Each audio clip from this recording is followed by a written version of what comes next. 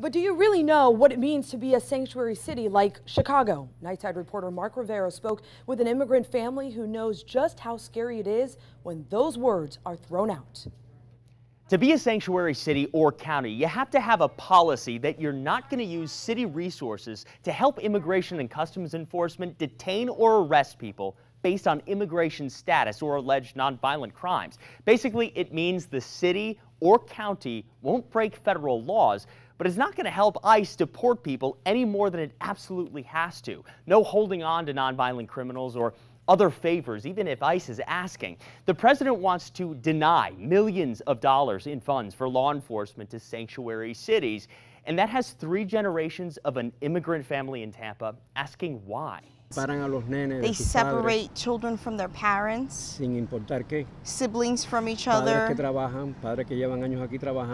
parents that have lived here and been working here for years, decades, without issues. Marcelo Herrera immigrated to the United States from Cuba on the Mariel boat lift in 1980.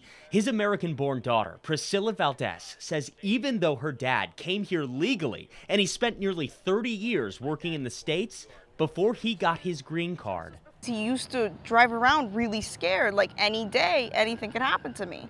You know, if they choose to deport me, they can. She says President Trump's threat to take away millions of dollars for law enforcement from sanctuary cities just doesn't make sense. It's discrimination. It's pure discrimination. She says forcing local cops to report nonviolent immigrants to ICE is wrong.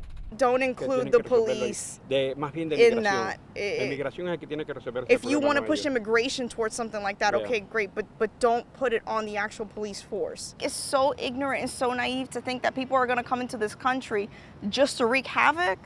No, they come here because they want their freedoms. They want rights just like we do.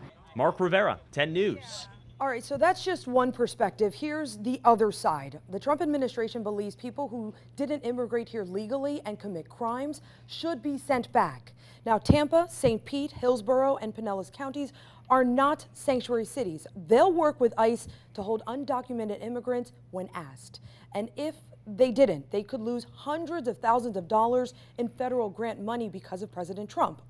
Florida law enforcement received almost $11 million in federal money this year alone.